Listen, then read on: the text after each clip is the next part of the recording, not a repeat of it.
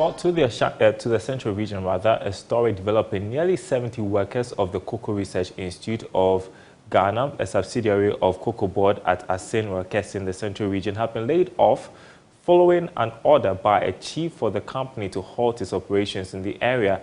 Tons of cocoa pods are going rotten and many more are getting rotten by the day after a chief in the area, Professor Okwajiman Dankwa Ameyao Okroko, set up a task force and ordered the closure of the facilities over non-payment of royalties.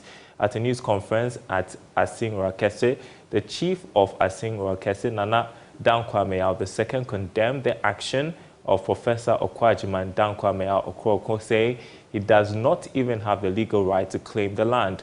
Richard Kojinyako has more in the following report. The Cocoa Board report tons of cocoa pods have rotten and many tons of palm kernels have been destroyed, leading to huge financial loss to the company. The occurrences are as a result of the tension which has erupted at Asin Rakesi after a purported chief, Professor Okwajiman Dankwa Ameyao Okroko, and his task force besieged the Cocoa Research Institute of Ghana and stopped workers from performing their activities, claiming the land belongs to him.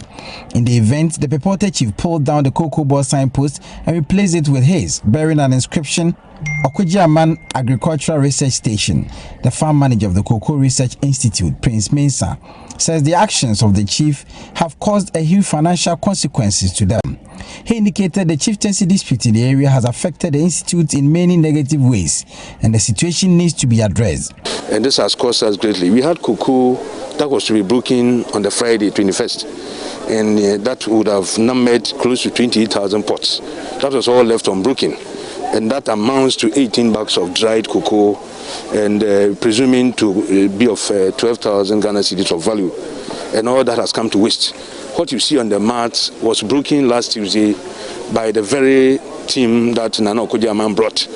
Realizing the sort of loss that he has caused us, he came around again with a team to break the cocoa to dry, ostensibly for which cause we don't know.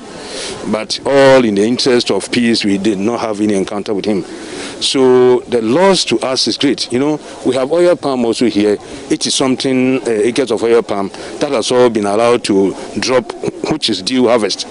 So ideally, the harm cost us is great.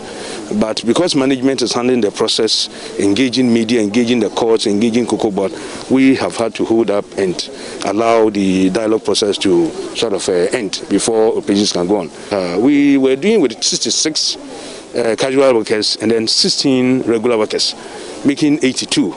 But in the event of such, you could imagine that even before the close of January, we had to pay everybody. And now for February 2, we would have to see what management do. The loss is great. We cannot right away evaluate until we do our own assessment and come up. But for cocoa, oil palm, we have a challenge. The chief of Asin Rakesi, Nana Dankwa Ameyao II, condemned the action of Professor Okwajiman Dankwa Ameyao Okroko and called on the security agencies to immediately arrest him for causing damage to national property. Bafo or Okwajiman, he's not the chief. That's why the letter that he petitioned the government, the presidency, the letter was sent to me. And if you look at it, I think the press have a copy of it. And it's addressed to Nana Dankwa Ameyao II. It wasn't addressed to Professor Okwajiman Dankwa Ameyao Okroko. No, it wasn't. It was addressed to Nana Dankwa Ameyao. We want the government to arrest this man. 1. 2, we want the government to let the man to seize him from coming to this area because the project doesn't belong to him.